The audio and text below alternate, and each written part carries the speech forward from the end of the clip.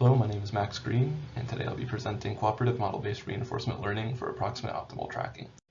Here's a quick overview of this talk. First, I'll introduce approximate dynamic programming, and I'll discuss existing results in Bellman error extrapolation, present the developed method, which is cooperative Bellman error extrapolation, present some simulation results, and conclude with future work. One way for autonomous systems to accomplish their desired objectives is via optimal control. And optimal control is desirable due to finite energy and mission constraints on the problem. You can solve optimal control problems in a number of different ways. Some approaches try to solve the Hamilton-Jacobi-Bellman equation, or HJB for short. Some solution methods use numerical techniques to generate solutions to these optimal control problems. These approaches are often solved backwards in time and offline. Sometimes the state space needs to be discretized. And furthermore, they can be really computationally intensive. Furthermore, they're just very ill-suited for changing unknown or uncertain environments. Another popular method for solving optimal control problems is dynamic programming. And dynamic programming breaks down a problem into a bunch of smaller problems, and it solves them backwards in time. And this method is ill-suited for changing or completely unknown environments like before. And furthermore, it can be really computationally intensive due to the cursive dimensionality. Another popular tool is reinforcement learning, and reinforcement learning seeks to learn an optimal policy by interacting with its environment. But it has the problem of exploration versus exploitation, meaning if you're constantly exploring your state space to learn the desired optimal policy over it, then ultimately you never converge or exploit to complete your objective, whether it's tracking, regulation, etc. Approximate dynamic programming is another popular method for solving optimal control programs, and it's the focus of this paper. And ADP is a forward-in-time online optimal control solver, and in our case, it's using neural networks as a parametric method to approximate value function. But it has the cursive dimensionality like dynamic programming, and like reinforcement learning, it still has the exploration versus exploitation problem. Here's a quick walkthrough through the ADP problem formulation. So if we're given a control-defined dynamical system, and in this case we modified it for target tracking, you can see the paper for more details on that. Our objective is to design a controller that minimizes the infinite horizon cost function, and the reward here is quadratic in the states and control input. But we can embed the infinite horizon cost function into a more general control objective, which is to minimize the optimal value function. So instead of integrating from 0 to infinity, we're integrating from t, our instantaneous moment in time, to infinity of the same reward or cost function. Modifying the optimal value function with a bit of calculus yields the Hamilton-Jacobi-Bellman equation. And if we perform minimization on the Hamilton-Jacobi-Bellman equation, we can yield an analytical optimal control policy. So if we can determine the optimal value function v star and its gradient, then therefore we can solve the Hamilton-Jacobi-Bellman equation, and we have an analytical solution for our optimal control policy. However, it's not that simple. We can't solve the Hamilton-Jacobi-Bellman equation analytically. So to get around this, we propose that we approximate the value function v star with neural networks by leveraging the universal function approximation property. So on the left, you can see a neural network-based representation of the optimal value function, and it is a vector of weights times a basis function plus some epsilon function reconstruction error. And we can substitute the gradient of the optimal value function approximation into the optimal control policy.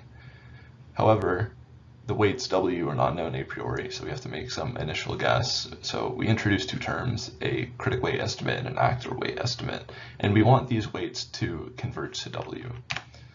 So we substitute the critic and actor weights into the value function approximation and optimal control policy approximation. Despite not knowing W directly, we can obtain a measure of suboptimality or goodness called the Bellman error. And the Bellman error is an indirect measure of how good our value function estimate is, meaning if delta is large, then we have a bad approximation, but as delta gets smaller, then our approximation quality improves. So we seek to minimize delta online. The Bellman error can be leveraged in a number of different ways to update the neural network weights online. An existing method is regional model-based reinforcement learning, or RMBRL. This introduced the idea of Bellman error extrapolation, and Bellman error extrapolation is the idea that we will evaluate the Bellman error at the on-trajectory point, like the traditional methods, but in addition we will also evaluate the Bellman error at a number of off-trajectory points.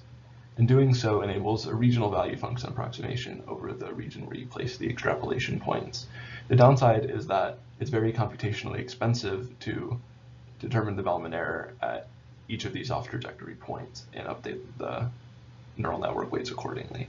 In the developed method, the cooperative model-based reinforcement learning, instead we leverage each individual agent as a Bellman error extrapolation point, and instead of forcing one agent to perform the computations for each Bellman error extrapolation point, we divide it up. So each agent is computing a subset of the total number of Bellman error extrapolation points and calculations. So it gives us the same theoretical benefit as the traditional regional model-based reinforcement learning, but instead we're dividing the computational load amongst the agents as they all move throughout their trajectories and perform some common task. Now we'll get into how the neural network update laws are tuned online. So the critic update law seeks to minimize the Bellman error via gradient descent. The gamma update law is kind of like the learning rate, and it adjusts online how quickly we learn. And the actor update law just seeks to follow the critic weights with a few additional terms in there that are motivated by the stability analysis that I won't get into, but you can see the paper for more detail.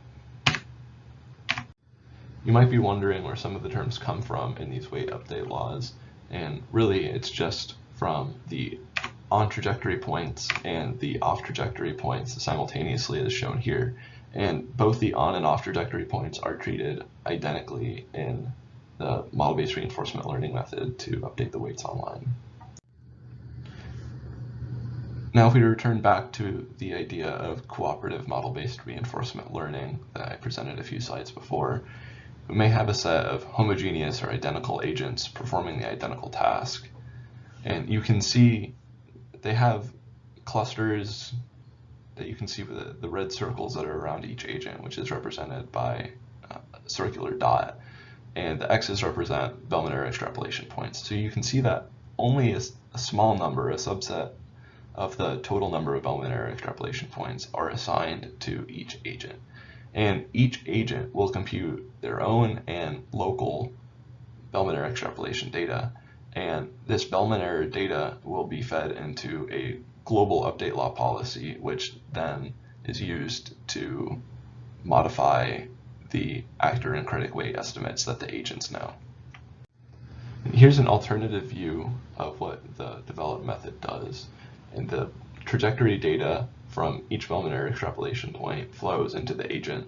The agent actually calculates its own and its extrapolation points Bellman error, and it sends the Bellman error information to some central computing resource to update the weights online. And once those weights are updated, the computing resource then sends that weight information to each agent.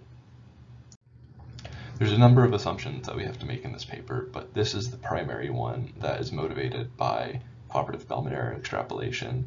And it's essentially an excitation condition that says we have selected a sufficiently large number of Bellman error extrapolation points throughout the state space, and it's actually also checkable online. And the solution to make sure this assumption is satisfied is that we have to choose a lot of Bellman error extrapolation points. But as I talked about before, if we have a lot of Bellman error extrapolation points, then that also increases the computational load associated with the problem. The theoretical challenge associated with cooperative Bellman error extrapolation is that the on-trajectory points are included, and as these on-trajectory points converge toward their tracking location, then you'll lose excitation in the system. And to get around the idea of losing excitation, we develop a framework that allows us to add more Bellman error extrapolation points discretely and online, but doing so introduces discontinuities into our weight update laws. Here's a quick sketch of the Lyapunov-based analysis. The analysis has to account for discontinuities, so there are a few tricks we have to do to account for that properly. You can see the paper for more detail. But ultimately, we get a semi-global UUV result, partially due to the neural networks. So we can't perfectly approximate the optimal control policy because of this UUV result, but it shows that we can get an approximation of it. I'll quickly present some simulation results. So we performed a simulation on these linear dynamics, and we used linear dynamics so we can compare the ADP result to the analytical optimal control solution obtained via the algebraic-Riccati equation. So you can see here for 6 agents, starting throughout the state space, they ultimately converge to some desired tracking trajectory. We also performed a comparison between the cooperative model-based reinforcement learning and the traditional regional model-based reinforcement learning method. It's the same number of total extrapolation points, but you can see that the proposed method actually has better tracking performance than the more traditional method. On the left, you can see a comparison between the analytically obtained optimal value function and our approximation of it. So we're able to successfully approximate it in about 4 seconds. And on the right, you can see a comparison between the analytical optimal control policy and our optimal control policy estimate. And similarly, we obtain successful optimal control tracking in about the 6-second mark. Here's a video that shows the trajectories of multiple agents moving throughout the state space. They all have unique initial conditions, and leveraging that, they utilize each other's behavior to converge to locations that are evenly spaced out on a desired trajectory.